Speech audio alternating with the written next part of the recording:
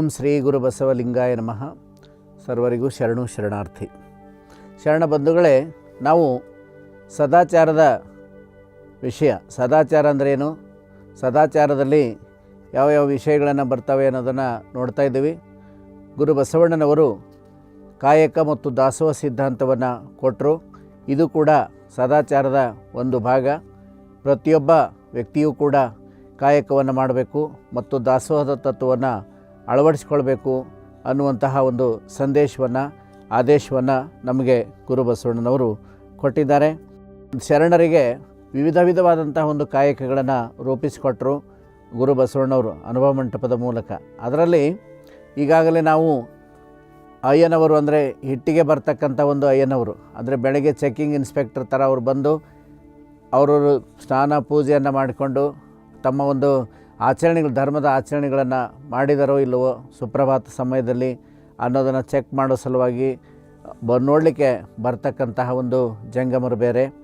ಆನಂತರ ಅವರು ಕಾಯಕಕ್ಕೆ ಹೊರಟಿದ್ದಾರೋ ಇಲ್ಲವೋ ಅನ್ನೋಂಥದ್ದನ್ನು ನೋಡಲಿಕ್ಕೆ ಮತ್ತು ಕಾಯಕಕ್ಕೆ ಹೊತ್ತಾಯಿತು ಹೊರಡ್ರಿ ಅಂತ ಹೇಳೋ ಸಲುವಾಗಿ ಒಬ್ಬ ಜಂಗಮರನ್ನು, ಅವರಿಗೆ ಗಂಟೆ ಬಾರಿಸ್ಕೊಂಡು ಬರ್ತಾ ಇರ್ತಾರೆ. ಅವರಿಗೆ ಗಂಟೆ ಮಠದ ಸ್ವಾಮಿಗಳು ಅಂತ ತಿಳ್ಕೊಂಡು ಹೇಳ್ತಾರೆ.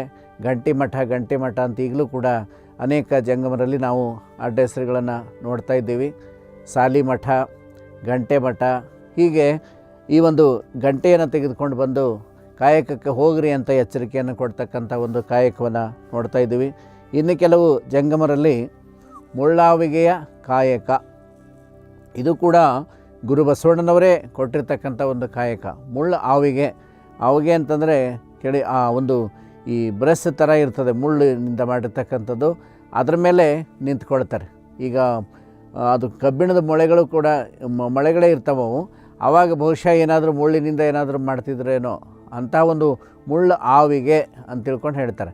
ಈಗ ನಾವು ಸಾಮಾನ್ಯವಾಗಿ ಯಾವುದಾದ್ರೂ ಒಂದು ಜಾತ್ರೆಗಳಲ್ಲಿ ಅಲ್ಲಿ ನೋಡ್ತಿದ್ವಿ, ಕೆಲವರು ವಿಭೂತಿ ಧರಿಸ್ಕೊಂಡು, ಮೈ ಮೇಲೆ ಕೊರಳಲ್ಲಿ ರುದ್ರಾಕ್ಷಿಯನ್ನು ಧರಿಸ್ಕೊಂಡು, ಮೈ ತುಂಬ ವಿಭೂತಿ ಧರಿಸ್ಕೊಂಡು, ಕಾವಿ ಬಟ್ಟೆಯನ್ನು ತೊಟ್ಟುಕೊಂಡು ಕೆಲವು ಜಂಗಮರು ಈ ಜಾತ್ರೆಗಳಲ್ಲಿ ಎಲ್ಲ ಏನು ಬರ್ತಿರ್ತಾರೆ ಜನ, ಆವಾಗ ಅವರು ಈ ಆವಿಗೆ ಮೇಲೆ ನಿಂತ್ಕೊಂಡಿರ್ತಾರೆ. ಆ ಆವಿಗೆ ಮೇಲೆ ನಿಂತಿರ್ತಾರೆ. ಅಂಥವರಿಗೆಲ್ಲ ನೋಡಿ ಕೆಲವರೆಲ್ಲ ಕಾಣಿಕೆ ಕೊಟ್ಟು ನಮಸ್ಕಾರ ಮಾಡಿ ಹೋಗ್ತಾ ಇರ್ತಾರೆ. ಇದಕ್ಕೆ ಮುಳ್ಳಾವಿಗೆ ಅಂತ ತಿಳ್ಕೊಂಡು ಹೇಳ್ತಾರೆ. ಶರಣರು 12ನೇ ಶತಮಾನದಲ್ಲಿ ಈ ಮುಳ್ಳಾವಿಗೆಯ ಕಾಯಕವನ್ನು ಗುರು ಬಸವಣ್ಣವ್ರು ಯಾಕೆ ಕೊಟ್ಟಿದ್ದರು, ಯಾತಕ್ಕಾಗಿ ಈ ಒಂದು ಆವಿಗೆಯ ಕಾಯಕೆಯನ್ನು ಕೊಟ್ಟರು ಅಂತಂದರೆ ನಾವು ವಿಚಾರ ಮಾಡಿದಾಗ ಗೊತ್ತಾಗ್ತದೆ. ಈಗ ಯಾರಾದರೂ ಒಬ್ಬರು ದುಶ್ಚಟಕ್ಕೆ ಬಲಿಯಾಗಿರ್ತಾರೆ, ಸಾರಾಯಿ ಕುಡಿತಿರ್ತಾರೆ, ಅಥವಾ ಧೂಮಪಾನವನ್ನು ಮಾಡ್ತಾ ಇರ್ತಾರೆ, ಸಿಗರೇಟು, ಬೀಡಿ, ಗಾಂಜಾ ಸೇರ್ತಕ್ಕಂಥ ಚಟಕ್ಕೆ ಬಲಿಯಾಗಿರ್ತಾರೆ, ಇನ್ಯಾವುದೋ ಒಂದು ವ್ಯಸನಗಳಿಗೆ ಬಲಿಯಾಗಿರ್ತಾರೆ. ಅಂತಹ ಒಂದು ವಿಷಯ ಅನುಭವ ಮಂಟಪಕ್ಕೆ ಬಂದು ಅವ್ರ ಮನೆಯವರು ತಿಳಿಸಿದಾಗ, ನಮ್ಮ ಮನೆಯಲ್ಲಿ ಈ ಥರ ನಮ್ಮ ಮಗ ದುರ್ವ್ಯಸನಕ್ಕೆ ಬಲಿಯಾಗಿದ್ದಾನೆ, ಅಥವಾ ನಮ್ಮಲ್ಲಿ ಇಂಥ ಒಂದು ಚಟಕ್ಕೆ ಬಲಿಯಾಗಿದ್ದಾನೆ, ಯಾರು ಹೇಳಿದ್ರು ಕೇಳ್ತಾ ಇಲ್ಲ ಅಂತ ತಿಳ್ಕೊಂಡು ಹೇಳಿ ಅಲ್ಲಿ ಅನುಭವ ಮಂಟಪಕ್ಕೆ ತಿಳಿಸಿದಾಗ ಗುರು ಬಸವಣ್ಣನವರು ಈ ಮುಳ್ಳಾವಿಗೆಯ ಜಂಗಮರನ್ನ ಅವರ ಮನೆಗೆ ಕಳಿಸಿ ಅವರ ಮನೆಯ ಮುಂದೆ ಇವರು ಜಂಗಮರು ನಿಂತ್ಕೊಳ್ತಾಯಿದ್ರು, ಮುಳ್ಳಾವಿಗೆ ಮೇಲೆ ನಿಂತ್ಕೊಳ್ತಾಯಿದ್ರು. ನಿಂತ್ಕೊಂಡಾಗ ಹೋಗಿ ಬರೋ ಎಲ್ಲ ಜನ ನೋಡ್ತಾಯಿದ್ರು, ಯಾಕೆ ಇಲ್ಲಿ ಬಂದು ಮುಳ್ಳಾವಿಗೆ ಮೇಲೆ ಜಂಗಮ ನಿಂತ್ಕೊಂಡಿದ್ದಾರಲ್ಲ ಅಂಥೇಳಿ ಎಲ್ಲರೂ ವಿಚಾರ ಮಾಡಿದಾಗ ಅದು ಗೊತ್ತಾಗ್ಬಿಡ್ತಿತ್ತು, ಇಂಥವ್ರ ಮನೆಯಲ್ಲಿ ಇವರು ಇಂಥ ಒಂದು ಚಟ ಅಂದರೆ ಇಂಥ ಒಂದು ವ್ಯಸನಕ್ಕೆ ಬಲಿಯಾಗ್ಯಾರ, ಅದನ್ನು ಬಿಡಿಸೋ ಸಲುವಾಗಿ ಅನುಭವ ಮಂಟಪದಿಂದ ಬಂದು ನಿಂತ್ಕೊಂಡಿದ್ದಾರೆ. ಇವರೇನು ಮಾಡ್ತಾಯಿದ್ರು ಅಂದರೆ, ನೀನು ಆ ಒಂದು ಚಟವನ್ನು ಬಿಡ್ತೀನಿ, ನಾನು ಇವತ್ತಿನಿಂದ ಆ ಚಟವನ್ನು ಬಿಡ್ತೀನಿ ಅಂತ ನೀನು ಪ್ರತಿಜ್ಞೆ ಮಾಡಿ ನಮಸ್ಕಾರ ಮಾಡೋವರೆಗೂ, ನೀನು ದೀಕ್ಷೆ ತಗೊಳ್ಳೋವರೆಗೂ ನಾನು ಈ ಒಂದು ಮುಳ್ಳಾವಿಗೆಯಿಂದ ಕೆಳಗಿಳಿಯುವುದಿಲ್ಲ ಅನ್ನುವಂಥ ಒಂದು ಕಂಡೀಷನ್ ಹಾಕಿ ಅವರು ನಿಂತ್ಕೊಳ್ತಾಯಿದ್ರು. ಆವಾಗ ನಾವು ಆ ಜಂಗಮರಿಗೆ, ಆ ಶರಣರಿಗೆ ನಾವು ಕಷ್ಟ ಕೊಡಬಾರ್ದು ಅಂಥೇಳಿ, ತೊಂದರೆ ಕೊಡಬಾರ್ದು ಅಂತ ತಿಳ್ಕೊಂಡು ಇವರು ಮನಸ್ಸು ಪರಿವರ್ತನೆಯಾಗಿ, ಯಾರು ಚಟಕ್ಕೆ ಬಲಿಯಾಗಿರ್ತಾರೆ, ಯಾರು ವ್ಯಸನಕ್ಕೆ ಬಲಿಯಾಗಿರ್ತಾರೆ, ಅವರು ಆ ಜಂಗಮರ ಪಾದಕ್ಕೆ ನಮಸ್ಕಾರ ಮಾಡಿ, ನಾನು ಇವತ್ತಿನಿಂದ ಆ ಒಂದು ವ್ಯಸನವನ್ನು ಬಿಡ್ತೀನಿ ಗುರುಗಳೇ, ನಾನು ಆ ವ್ಯಸನದಿಂದ ದೂರ ಇರ್ತೀನಿ ಶರಣರೇ ಅಂಥೇಳಿ ನಮಸ್ಕಾರ ಮಾಡಿ ಅವರು ಮನಸ್ಸು ಪರಿವರ್ತನೆಯನ್ನು ಮಾಡ್ತಾಯಿದ್ರು. ಒಬ್ಬ ಚಟಕ್ಕೆ ಬಲಿಯಾಗಿರ್ತಕ್ಕಂತಹ ದುರ್ಗುಣ, ದುರಾಚಾರ ಮತ್ತು ದುಶ್ಚಟಗಳಿಗೆ ಬಲಿಯಾಗಿರ್ತಕ್ಕಂಥ ವ್ಯಕ್ತಿಯನ್ನು ಮನಸ್ಸು ಪರಿವರ್ತನೆ ಮಾಡೋ ಸಲುವಾಗಿ ಇಂತಹ ಒಂದು ಕಾಯಕಗಳನ್ನು ಗುರು ಬಸವಣ್ಣನವರು ನಿರ್ಮಿಸಿದರು ಅನ್ನೋದನ್ನು ನಾವು ನೋಡ್ತಾ ಇದ್ದೀವಿ. ಆವಾಗ ನೀನು ಒಂದು ವೇಳೆ ಈ ಚಟ ಬಿಡದೇ ಇದ್ದರೆ ನಾನು ಈ ಮುಳ್ಳು ಹಾವಿಗೆ ಮೇಲೆ ನಿಂತ್ಕೋತೀನಿ ಅಂಥೇಳಿ ನಿಂತ್ಕೊಳ್ತಾಯಿದ್ರು. ಅವರ ಪಾದಕ್ಕೆ ರಕ್ತ ಸುರಿತಾ ಇತ್ತು. ಮುಳ್ಳು ಮೇಲೆ ನಿಂತ್ಕೊಂಡ್ರೆ ಏನಾಗ್ತದೆ, ಅಂತಹ ಒಂದು ಕಷ್ಟ ನಾವು ಶರಣರಿಗೆ ಕೊಡಬಾರ್ದು ಅಂಥೇಳಿ ಮನಸ್ಸು ಪರಿವರ್ತನೆಯಾಗಿ ಒಬ್ಬ ವ್ಯಕ್ತಿ ಆ ಒಂದು ವ್ಯಸನವನ್ನು ಬಿಟ್ಟು ಶರಣ ಮಾರ್ಗಕ್ಕೆ ಬರ್ತಾಯಿದ್ನು. ಇಂತಹ ಜನರ ಮನಸ್ಸನ್ನು ಪರಿವರ್ತನೆ ಮಾಡುವುದಕ್ಕಾಗಿ ಹಲವಾರು ಕಾಯಕಗಳನ್ನು ನಿರ್ಮಿಸಿ ಒಬ್ಬ ಬೆಂಗಮರಿಗೆ ಆ ಒಂದು ಕಾಯಕವನ್ನು ಗುರು ಬಸವಣ್ಣವರು ಒಪ್ಪಿಸಿಕೊಟ್ರು ಅಂತ ನಾವು ನೋಡ್ತಾ ಇದ್ದೀವಿ. ಇದು ಮುಳ್ಳಾವಿಗೆಯ ಕಾಯಕ. ಇನ್ನೊಂದು ತೆಕ್ಕೆ ಕಾಯಕ. ಈ ಮುಳ್ಳಾವಿಗೆ ಕಾಯಕ ಅಂದರೆ ಮನೆ ಮುಂದೆ ನಿಂತ್ಕೊಂಡು ಎಲ್ಲರಿಗೂ ಗೊತ್ತಾಗ್ತದಪ್ಪ ನಾನು ಚಟ ಮಾಡ್ತಾ ಇರೋದು ಅಂಥೇಳಿ ಅವನು ಬಂದು ಶರಣಾಗತರಾಗ್ಬಿಡ್ತಾ ಇದ್ದ.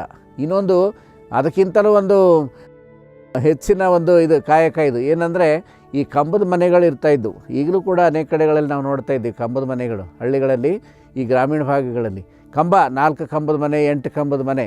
ಆವಾಗ ಒಬ್ಬರು ಮನೆಯಲ್ಲಿ ಯಾರಾದರೂ ಇಂಥ ಒಂದು ಚಟಕ್ಕೆ ಬಲಿಯಾಗಿದ್ದಾರೆ ಅಥವಾ ಏನಾದರೂ ಒಂದು ದುರ್ವ್ಯಸನಿ ದುರಾಚಾರಿ ಆಗಿದ್ದಾರೆ ಅಂತಂದಾಗ ಗೊತ್ತಾಗ್ಬಿಟ್ರೆ ಅನುಭವ ಮಂಟಪದಿಂದ ಜಂಗಮರು ಬಂದು ಅವ್ರ ಮನೇನ ಕಂಬಕ್ಕೆ ತೆಕ್ಕೆ ಹಿಡ್ಕೊಳ್ತಾಯಿದ್ರು. ಆ ಮನೆಯೊಳಗಿನ ಕಂಬಕ್ಕೆ ತೆಕ್ಕೆ ಹಿಡ್ಕೊಂಡು ನಾನು ಈ ಚಟವನ್ನು ಬಿಟ್ಟು ಶರಣಾಗತನಾಗ್ತೀನಿ, ನಾನು ಒಳ್ಳೆಯವನಾಗ್ತೀನಿ, ನಾನು ಶರಣ ಮಾರ್ಗಕ್ಕೆ ಬರ್ತೀನಿ, ಭಕ್ತನಾಗ್ತೀನಿ ಅಂತ ಹೇಳಿ ಅವನ ಪಾದಕ್ಕೆ ನಮಸ್ಕಾರ ಮಾಡಿ ಶರಣಾಗತರಾಗೋವರೆಗೂ ಕೂಡ ಅವ್ರ ಕಂಬಕ್ಕೆ ಅಂತ ತೆಕ್ಕೆ ಹಿಡ್ಕೊಂಡು ನಿಂತಿರ್ತಿದ್ರು, ಬಿಡ್ತಾನೆ ಇರಲಿಲ್ಲ. ನೀನು ಪರಿವರ್ತನೆ ಆಗ್ತೀನಿ ಅಂತ ಹೇಳಿ ಪ್ರತಿಜ್ಞೆ ಮಾಡೋವರೆಗೂ ನಾನು ಬಿಡೋದಿಲ್ಲ ಅಂಥೇಳಿ ಆ ಒಂದು ಶರಣರು ಬಂದು ಏನು ಮಾಡ್ತಾಯಿದ್ರು ಅಂದರೆ ಕಂಬಕ್ಕೆ ತೆಕ್ಕೆ ಹಿಡ್ಕೊಳ್ತಾಯಿದ್ರು. ಇದು ತೆಕ್ಕೆ ಕಾಯಕ ಅಂತ ತಿಳ್ಕೊಂಡು ಹೇಳ್ತಾರೆ. ಅಂದರೆ ಇವೆಲ್ಲವೂ ಯಾತಕ್ಕಾಗಿ ಗುರು ಬಸವಣ್ಣವ್ರು ಕೊಟ್ಟರು ಅಂತಂದರೆ ಸಮಾಜವನ್ನು ತಿದ್ದಬೇಕು, ಜನರನ್ನ ಮನಸ್ಸನ್ನು ಪರಿವರ್ತನೆ ಮಾಡಬೇಕು, ಭವಿಗಳಾಗಿದ್ದವರನ್ನು ಭಕ್ತರನ್ನಾಗಿ ಮಾಡಬೇಕು. ಒಂದು ಕಡೆ ಗುರು ಬಸವಣ್ಣವ್ರು ಹೇಳ್ತಾರೆ, ದುರಾಚಾರಿ ದುರ್ವ್ಯಸನಿ ಎಂದೆನಿಸದಿರಯ್ಯ. ಲಿಂಗಾಚಾರಿ ಅಂದರೆ ನಾವು ದುರಾಚಾರಿ ಎಂದೆನಿಸದಿರಯ್ಯ, ಲಿಂಗವ್ಯಸನಿ ಜಂಗಮ ಪ್ರೇಮಿ ಎಂದೆನಿಸಯ್ಯ ಅಂತ ತಿಳ್ಕೊಂಡು ಹೇಳ್ತಾರೆ. ನಾವು ದುರ್ಗುಣ ದುರಾಚಾರವನ್ನು ಬಿಡಬೇಕು, ನಮಗೆ ಚಟ ಹತ್ತಬೇಕು. ನಮಗೆ ಯಾವುದಂದರೆ ಲಿಂಗ ವ್ಯಸನಿ, ಲಿಂಗ ಪೂಜೆ ಮಾಡ್ತಕ್ಕಂಥ ಒಂದು ಚಟ ಹತ್ತಬೇಕು ನಮಗೆ. ನಾನು ಒಂದು ಸಾರಿ ಲಿಂಗ ಪೂಜೆ ಮಾಡಿದ್ರು ಇಲ್ಲಪ್ಪ ಇನ್ನೊಂದು ಸರಿ ಮಾಡಬೇಕು, ಇನ್ನೊಂದು ಸರಿ ಮಾಡಬೇಕು ಅಂತ ಅನ್ನುವಂತಹ ಒಂದು ಗುಣ ನಮ್ಮಲ್ಲಿ ಬೆಳಿಬೇಕು.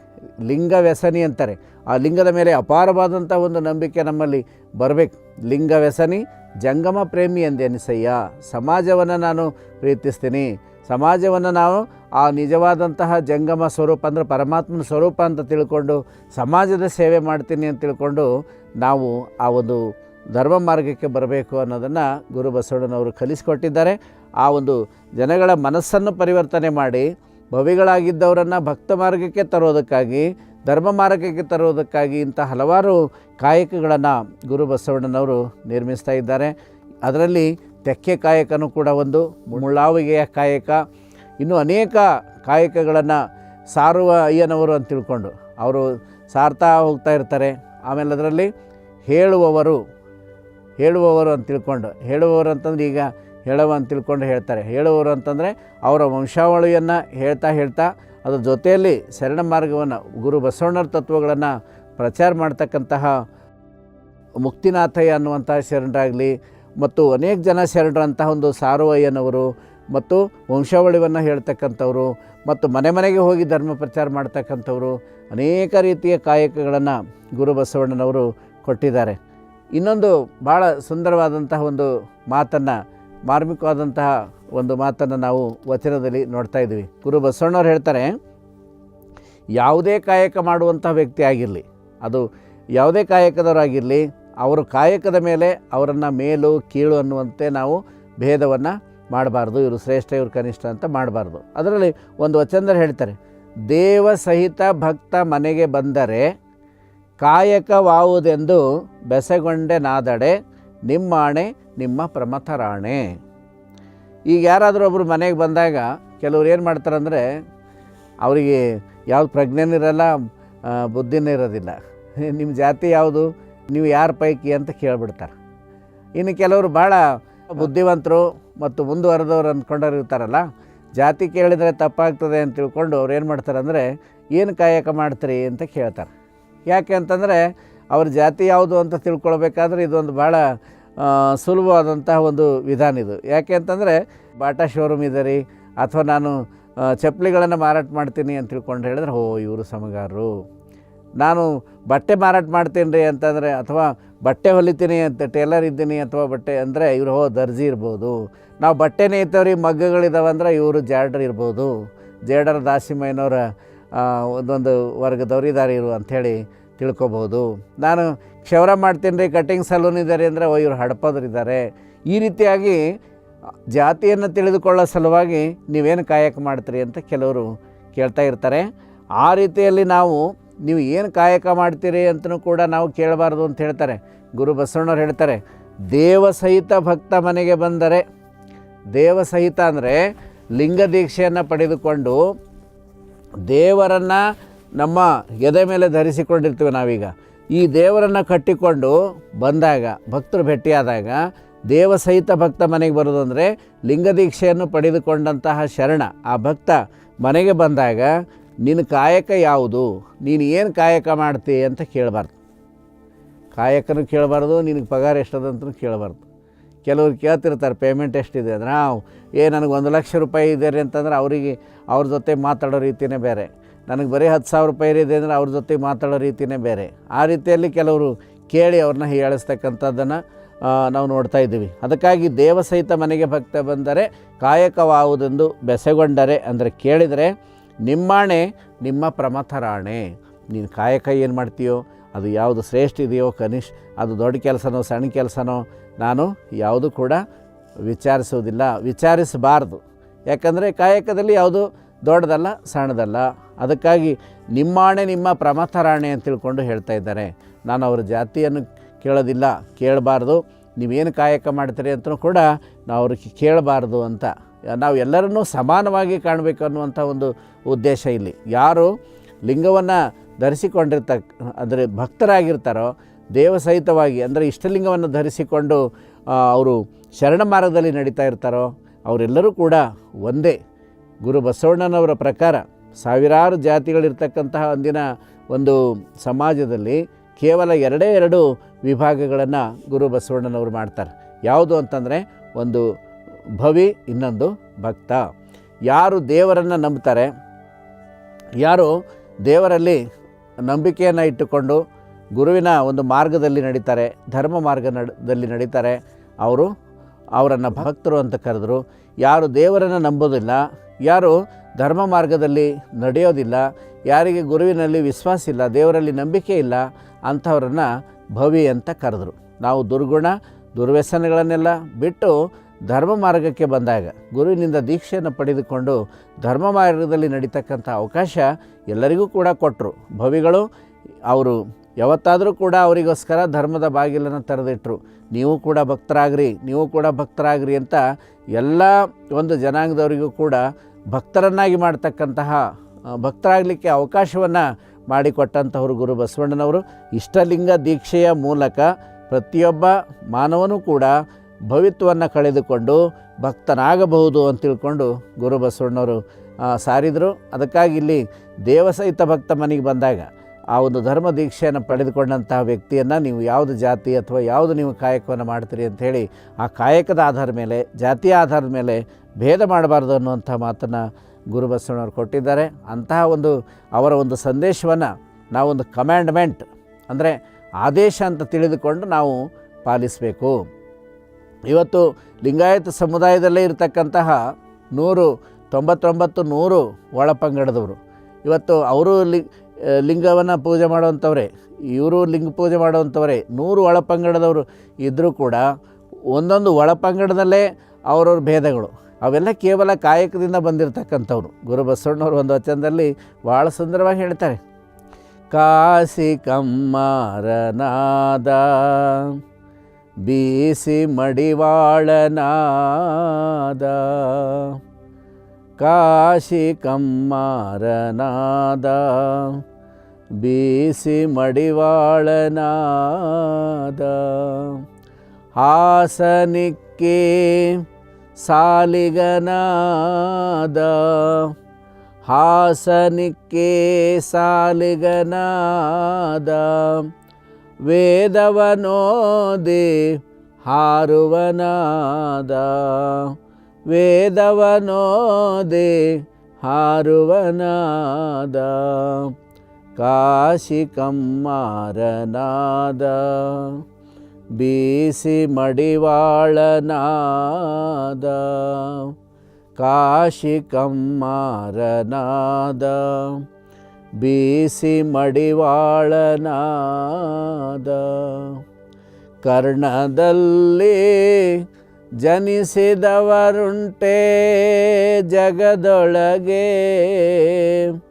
ಕರ್ಣದಲ್ಲಿ ಜನಿಸಿದವರುಂಟೆ ಜಗದೊಳಗೆ, ಇದು ಕಾರಣ ಕೂಡಲ ಸಂಗಮ ದೇವ, ಇದು ಕಾರಣ ಕೂಡಲ ಸಂಗಮ ದೇವ. ಲಿಂಗಸ್ಥಳವ ನರಿದವನೇ ಕುಲಜನು, ಕುಲಜನು, ಕುಲಜನು, ಕುಲಜನು, ಕಾಶಿ ಕಮ್ಮಾರನಾದ, ಬೀಸಿ ಮಡಿವಾಳನಾದ, ಕಾಶಿ ಕಮ್ಮಾರನಾದ, ಬೀಸಿ ಮಡಿವಾಳನಾದ.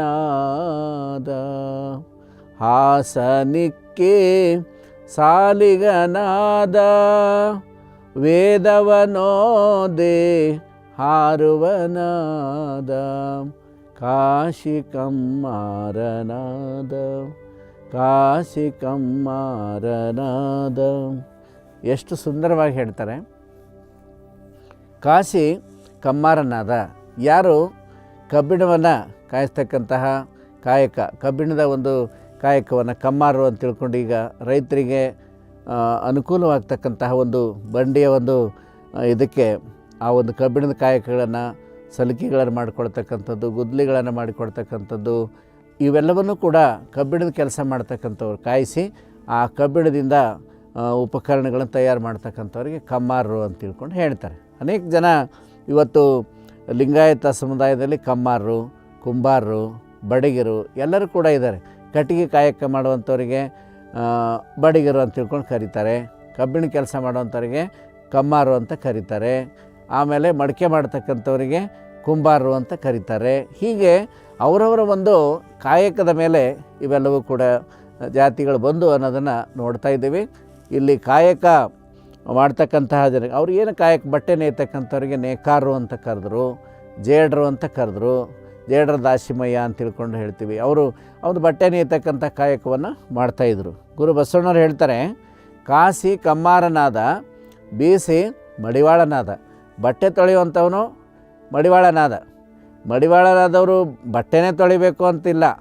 ಈಗ ಮಡಿವಾಳ ಜನಾಂಗದಲ್ಲಿ ಹುಟ್ಟಿದ್ದೀವಿ ಅಂತ ತಿಳ್ಕೊಂಡು ನಾವು ಬಟ್ಟೆಯನ್ನೇ ತೊಳಿಬೇಕು ಅಂತಲ್ಲ. ಇವತ್ತು ನಮ್ಮ ಪ್ರಜಾಪ್ರಭುತ್ವದಲ್ಲಿ ನೋಡ್ತಾ ಇದ್ದೀವಿ. ಮಡಿವಾಳ ಇರ್ಬೋದು, ಕಮ್ಮಾರ ಇರ್ಬೋದು, ಕುಂಬಾರ ಇರ್ಬೋದು, ಡಾಕ್ಟ್ರ್ ಆಗಿದ್ದಾರೆ, ಇಂಜಿನಿಯರ್ ಆಗಿದ್ದಾರೆ, ಎಲ್ಲ ಒಂದು ವರ್ಗದಲ್ಲಿ ಎಲ್ಲ ಒಂದು ಕ್ಷೇತ್ರದಲ್ಲೂ ಕೂಡ ಇದ್ದಾರೆ. ಆದರೆ ಅವರು MBBS MD ಮಾಡಿ ಪಾಸಾದರೂ ಕೂಡ ಡಾಕ್ಟ್ರ್ ಕುಂಬಾರ್ ಹಾಸ್ಪಿಟಲ್, ಕುಂಬಾರ ದವಾಖಾನೆ ಅಂತಲೇ ಹಾಕಿರ್ತಾರೆ. ಅವು ಕೇವಲ ಅಡ್ಡ ಹೆಸರುಗಳಾಗಿ, ಅವು ಟೈಟಲ್ಗಳಾಗಿ ಅಷ್ಟೇ ಉಳಿದಿದ್ದಾವೆ. ಕುಂಬಾರ ಯಾರು ಅಂದರೆ ಗಡಿಗೆ ಮಾಡ್ತಕ್ಕಂಥವನೇ ಕುಂಬಾರ. ಯಾರು ಕಬ್ಬಿಣದ ಕಾಯಿಸಿ ಆ ಕೆಲಸವನ್ನು ಮಾಡ್ತಾರೆ, ಕಬ್ಬಿಣ ಕೆಲಸ, ಅವರೇ ಕಂಬಾರರು. ಯಾರು ಮಡಿಕೆ ಮಾಡ್ತಾರೆ ಅವರೇ ಕುಂಬಾರರು. ಅದಕ್ಕಾಗಿ ವೇದವನೋದಿ ಹಾರುವನಾದ, ಬೀಸಿ ಮಡಿವಾಳನಾದ ಅಂದರೆ ಬಟ್ಟೆಯನ್ನು ತೊಳಿತಕ್ಕಂಥವ್ರು, ಅವರಿಗೆ ಮಡಿವಾಳ ಅಂತ ಕರೀತಾರೆ. ವೇದವನೋದಿ ಹಾರುವನಾದ. ಈಗ ವರ್ಣಾಶ್ರಮದ ಒಂದು ಮೂಲ ನಾವು ಇದಕ್ಕೆ ಹೋದಾಗ ಆ ಒಂದು ವಿಚಾರಗಳನ್ನು ನೋಡಿದಾಗ ಯಾರು ವೇದಗಳನ್ನು ಓದ್ತಾರೆ ಅವರಿಗೆ ಬ್ರಹ್ಮಜ್ಞಾನವನ್ನು ಪಡೆದುಕೊಂಡವನೇ ಬ್ರಾಹ್ಮಣ ಅನ್ನುವಂಥ ವ್ಯವಸ್ಥೆ ಇತ್ತದು. ಯಾರು 4 ವೇದಗಳನ್ನು ಕಂಠಪಾಠ ಮಾಡಿ ವೇದದ ಶ್ಲೋಕಗಳನ್ನು ಹೇಳ್ತಾರೆ ಅವರಿಗೆ ಚತುರ್ವೇದಿಗಳು ಅಂತ ಕರಿತಾಯಿದ್ರು. ಚತುರ್ವೇದಿ. ಯಾರು 3 ವೇದಗಳನ್ನು ಕಂಠಪಾಠವಾಗಿ ಹೇಳ್ತಾರೋ ಅಂಥವರಿಗೆ ತ್ರಿವೇದಿಗಳು ಅಂತ ಕರಿತಾಯಿದ್ರು. ಯಾರು 2 ವೇದಗಳನ್ನು ಕಂಠಪಾಠ ಮಾಡಿ ಹೇಳ್ತಾಯಿದ್ರೋ ಅವರಿಗೆ ದ್ವಿವೇದಿ ಅಂತ ಕರಿತಾಯಿದ್ರು. ನಾವು ನೋಡ್ತಾ ಇದ್ವಿ ಇವತ್ತು ಉತ್ತರ ಭಾರತದಲ್ಲಿ ಚತುರ್ವೇದಿ, ತ್ರಿವೇದಿ, ದ್ವಿವೇದಿ ಅನ್ನುವಂಥದ್ದು. ಎಷ್ಟೋ ಜನ IAS ಅಧಿಕಾರಿಗಳು ರಾಜ್ಯಪಾಲರು ಎಲ್ಲ ಇದ್ದರು, ಚತುರ್ವೇದಿ, ತ್ರಿವೇದಿ, ಇಂಥ ಒಂದು ಎಷ್ಟು ವೇದಗಳನ್ನು ಅವರು ಓದಿರ್ತಾರೆ ಅಷ್ಟು. ಚತುರ್ವೇದಿ ಅಂದರೆ 4 ವೇದಗಳನ್ನು ಓದಿರ್ತಕ್ಕಂಥವ್ರು, ದ್ವಿವೇದಿ ಅಂದರೆ 2 ವೇದಗಳನ್ನು ಕಂಠಪಾಠ ಮಾಡಿರ್ತಕ್ಕಂಥವ್ರು. ಹೀಗೆ ಅವರವರ ಒಂದು ಗುಣವಾಚಕವಾಗಿರ್ತಕ್ಕಂಥ ಒಂದು ಪದಗಳದು. ಹಾಗೇ ವೇದವನ್ನು ಓದಿ ಹಾರುವನಾದ. ಯಾರು ವೇದಗಳನ್ನು ಓದ್ತಾರೆ ಅವರಿಗೆ ಹಾರುವರು. ಬ್ರಹ್ಮಜ್ಞಾನವನ್ನು ಯಾರು ಪಡ್ಕೊಳ್ತಾರೆ ಅವರು ಬ್ರಾಹ್ಮಣರು ಅನ್ನುವಂಥ ಒಂದು ವ್ಯವಸ್ಥೆ ಇತ್ತು. ಅದನ್ನು ಗುರು ಬಸವಣ್ಣವರಲ್ಲಿ ಹೇಳ್ತಾ ಇದ್ದಾರೆ. ಬಟ್ಟೆ ತೊಳಿತಕ್ಕಂಥವನಿಗೆ ಮಡಿವಾಳ ಅಂತ ಕರೀತಾರೆ. ಕಾಶಿ ಕಮ್ಮಾರನಾದ ಅಂದರೆ ಕಬ್ಬಿಣ ಕೆಲಸ ಮಾಡುವಂಥವನಿಗೆ ಕಮ್ಮಾರ ಅಂತ ಕರೀತಾರೆ. ವೇದವನ್ನು ಓದುವವನಿಗೆ ಹಾರುವ ಅಂತ ಕರೀತಾರೆ. ವೇದವನ್ನು ಓದಿ ಹಾರುವನಾದ. ಯಾರು ಅಂದರೆ ಇದರ ಅರ್ಥ ಏನಂದರೆ ಮನುಷ್ಯರಲ್ಲಿ ಯಾವುದು ಭೇದ ಇಲ್ಲ. ದೇವರು ಯಾವುದನ್ನು ಕೂಡ ಭೇದ ಮಾಡಿಲ್ಲ. ಜನ್ಮದಿಂದ ಯಾರೂ ಶ್ರೇಷ್ಠರಲ್ಲ ವೆಂದೇ ಬಸವಗುರುವೆ. ಮಾನ್ಯತೆಯು ಜ್ಞಾನದಿಂದ ಎಂದು ಸಾರಿ ಬಸವಗುರುವೆ. ನಾವು ಮನುಷ್ಯನಿಗೆ ಮಾನ್ಯತೆ ಯಾವುದರಿಂದ ಕೊಡ್ತಾ ಇದ್ದೀವಿ ಅಂತಂದರೆ ಜ್ಞಾನದಿಂದ ಅವನಿಗೆ ಮಾನ್ಯತೆ ಸಿಗ್ತದೆ. ಹುಟ್ಟಿನಿಂದ ಯಾರೂ ಕೂಡ ಶ್ರೇಷ್ಠರಲ್ಲ, ಕನಿಷ್ಠ ಅಲ್ಲ. ಅವನ ಒಂದು ಜ್ಞಾನ, ಅವನಲ್ಲಿರ್ತಕ್ಕಂಥ ಒಂದು ಆಚರಣೆ, ಅದನ್ನೆಲ್ಲ ನೋಡಿದ ಅವನ ಸಂಸ್ಕಾರ, ಅದಕ್ಕೆ ಇಲ್ಲಿ ನಾವು ಮಾನ್ಯತೆ ಕೊಡಬೇಕು, ಗೌರವವನ್ನು ಕೊಡಬೇಕೇ ವಿನಃ ಹುಟ್ಟಿನಿಂದ ಯಾರೂ ಶ್ರೇಷ್ಠ ಕನಿಷ್ಠ ಆಗೋದಿಲ್ಲ ಅನ್ನುವಂಥ ಮಾತನ್ನು ಹೇಳ್ತಾರೆ. ಇನ್ನೊಂದು ಭಾಳ ದೊಡ್ಡ ಪ್ರಶ್ನೆಯನ್ನು ಮಾಡ್ತಾರೆ ಗುರು ಬಸವಣ್ಣವ್ರು. ಕರ್ಣದಲ್ಲಿ ಜನಿಸಿದವರುಂಟೆ ಜಗದೊಳಗೆ. ಯಾರು ಕಿವಿಯಿಂದ ಹುಟ್ಟೋದಿಲ್ಲ, ಯಾರು ತಲೆಯಿಂದ ಹುಟ್ಟೋದಿಲ್ಲ, ಯಾರು ಭುಜದಿಂದ ಹುಟ್ಟೋದಿಲ್ಲ, ಯಾರು ತೊಡೆಯಿಂದ ಹುಟ್ಟೋದಿಲ್ಲ, ಯಾರು ಪಾದದಿಂದ ಹುಟ್ಟೋದಿಲ್ಲ. ನಮ್ಮಲ್ಲಿ ಈ ಪುರಾಣದ ವ್ಯವಸ್ಥೆಗಳಲ್ಲಿ ನೋಡ್ತಾ ಇದ್ದೀವಿ. ಅಂದರೆ ಚತುರ್ವರ್ಣಗಳೇನಿದಾವಲ್ಲ, ಬ್ರಾಹ್ಮಣ ಅಂದರೆ ತಲೆಯಿಂದ ಹುಟ್ಟಿದವನು, ಬ್ರಹ್ಮನ ತಲೆಯಿಂದ ಹುಟ್ಟಿದವರು. ಕ್ಷತ್ರಿಯರು ಅಂದರೆ ಭುಜದಿಂದ ಹುಟ್ಟಿದವರು, ಅದಕ್ಕೆ ಪರಾಕ್ರಮಿಗಳಾಗಿರ್ತಾರೆ. ವೈಶ್ಯರು ಅಂದರೆ ಬ್ರಹ್ಮನ ತೊಡೆಯಿಂದ ಹುಟ್ಟಿರ್ತಕ್ಕಂಥವರು, ಅದಕ್ಕಾಗಿ ಅವರು ವ್ಯಾಪಾರವನ್ನೇ ಮಾಡಬೇಕು ಅಂತ.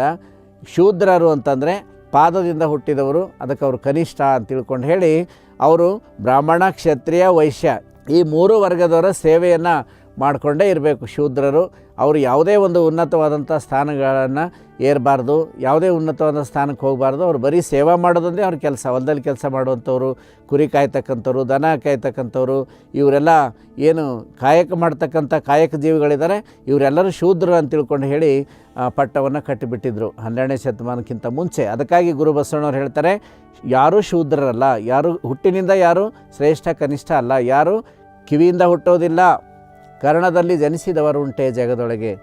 ಅದಕ್ಕೆ ಯಾರು ಕಿವಿಯಿಂದ ಹುಟ್ಟೋದಿಲ್ಲ, ಯಾರು ಪಾದದಿಂದ ಹುಟ್ಟೋದಿಲ್ಲ. ಎಲ್ಲರೂ ನೋಡಿದ್ರೇನು ಯಾರು ಪಾದದಿಂದ ಹುಟ್ಟುತ್ತಾರೆ? ಎಂತಹ ದೊಡ್ಡ ವ್ಯಕ್ತಿನೇ ಆಗಿರಲಿ, ಅವ್ನು ಹುಟ್ಟೋದು ಹೇಗೆ ಅಂದರೆ ಆ ಒಂದು ತಾಯಿಯ ಹೊಟ್ಟೆಯಿಂದಲೇ ನಾವು ಹುಟ್ಟಿ ಬರಬೇಕಾಗ್ತದೆ. ಯಾರು ಆಕಾಶದಿಂದಲೂ ಕೆಳಗೆ ಬೀಳೋದಿಲ್ಲ, ಯಾರು ನೆಲದಿಂದಲೂ ಮೇಲೆ ಉದ್ಭವ ಆಗೋದಿಲ್ಲ. ಯಾವುದೇ ಒಂದು ಇದರಲ್ಲಿ ಅವರು ಕಲ್ಲಿನೊಳಗೆ, ಲಿಂಗದೊಳಗೆ ಯಾರೂ ಕೂಡ ಉದ್ಭವವಾಗಿ ಬರೋದಿಲ್ಲ. ವೈಜ್ಞಾನಿಕವಾಗಿ ನಾವು ನೋಡಿದ್ರೆ ಇವತ್ತು ತಾಯಿ ತಂದೆ ಹೊಟ್ಟೆಯಿಂದ ಎಲ್ಲರೂ ಹುಟ್ಟಿ ಬರಬೇಕಾಗ್ತದೆ.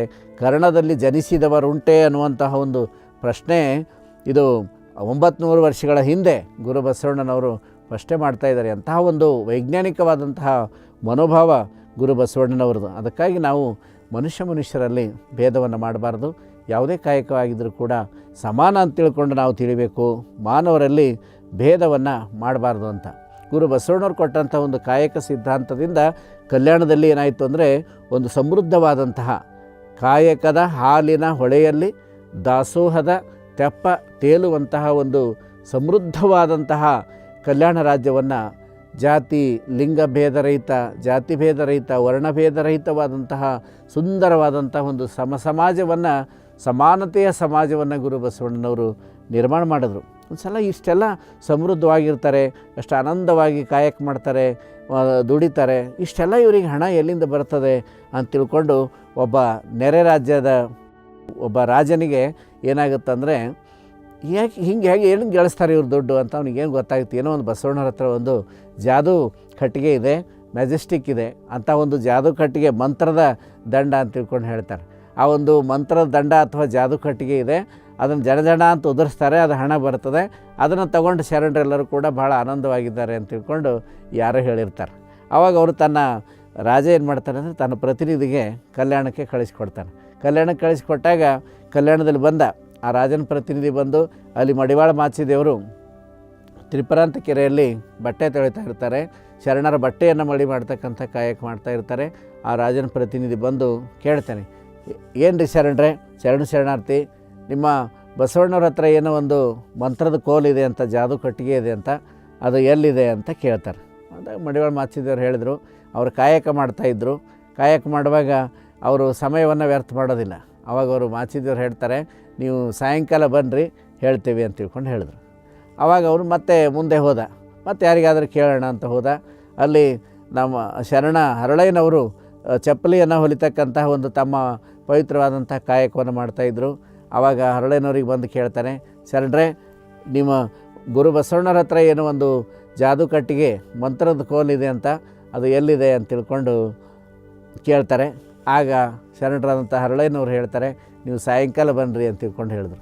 ಅಲ್ಲಿ ಮುಂದೆ ಹೋಗ್ತಾರೆ. ಮೇದಾರ ಕೇತಯ್ಯನವರು ತಮ್ಮ ಬಿದಿರಿನ ಒಂದು ಮರ ಮತ್ತು ಬುಟ್ಟಿ ಇದನ್ನೆಲ್ಲ ಹೆಣಿತಕ್ಕಂಥ ಒಂದು ಕಾಯಕವನ್ನು ಮಾಡ್ತಾಯಿದ್ರು. ಆಗ ಮೇದಾರ್ ಕೇತಯ್ಯ ಶರಣರಿಗೆ ಬಂದು ಕೇಳ್ತಾನೆ, ಶರಣರೇ, ಒಂದು ಬಸವಣ್ಣವ್ರ ಹತ್ರ ಜಾದು ಕಟ್ಟಿಗೆ ಇದೆ ಅಂತ, ಅದು ಎಲ್ಲೈತೆ ಅಂತ ಕೇಳ್ತಾರೆ. ಕೇಳಿದಾಗ ಅವರು ಕೂಡ ಶರಣರು ಹೇಳ್ತಾರೆ, ನೀವು ಸಾಯಂಕಾಲ ಬನ್ನಿರಿ ನಿಮ್ಗೆ ಹೇಳ್ತೀನಿ ಅಂತ ತಿಳ್ಕೊಂಡು ಹೇಳ್ತಾರೆ. ಆವಾಗ ಮನುಷ್ಯ ಹೇಳ್ದ, ಯಾರಿಗೆ ಕೇಳಿದ್ರು ಕೂಡ ಒಂದೇ ಮಾತು ಹೇಳ್ತಾರೆ, ಎಲ್ಲರೂ ಒಂದನ್ನೇ ಹೇಳ್ತಾರೆ. ಏನು ಅಂದರೆ, ನೀವು ಸಾಯಂಕಾಲ ಬನ್ನಿರಿ, ನೀವು ಸಾಯಂಕಾಲ ಬನ್ನಿರಿ.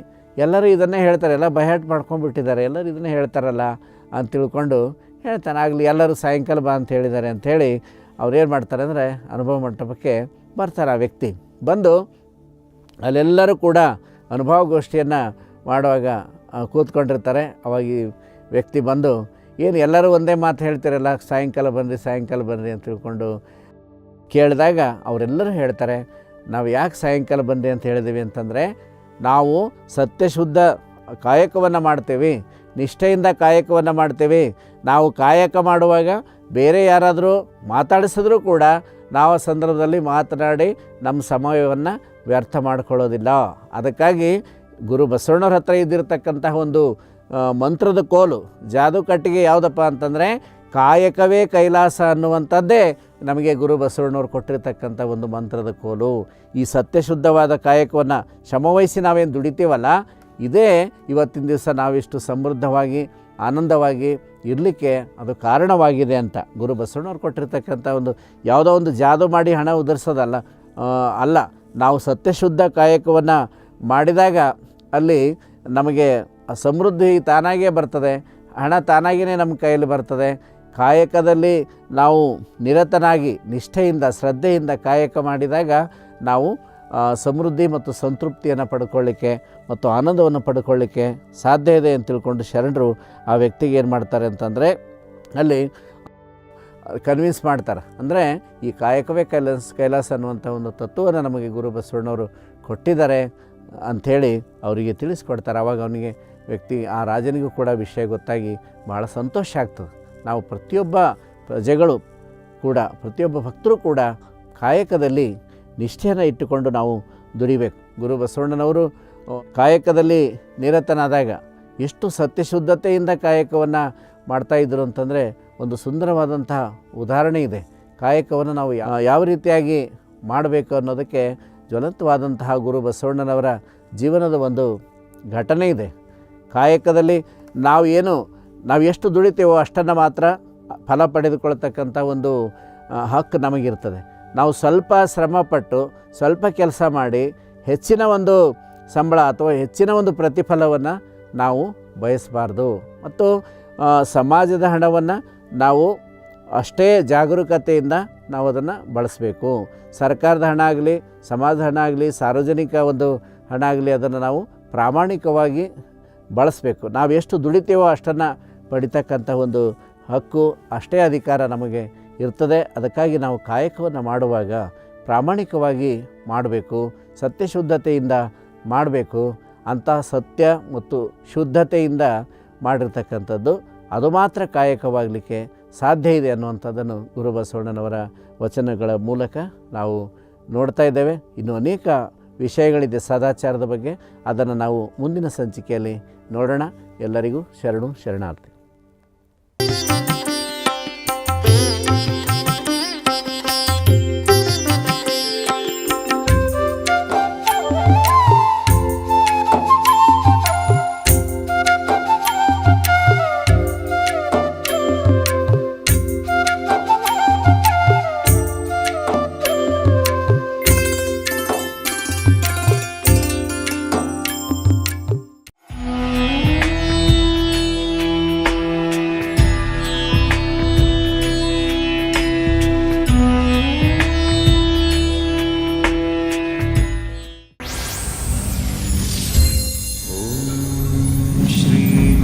ಬಸವಲಿಂಗ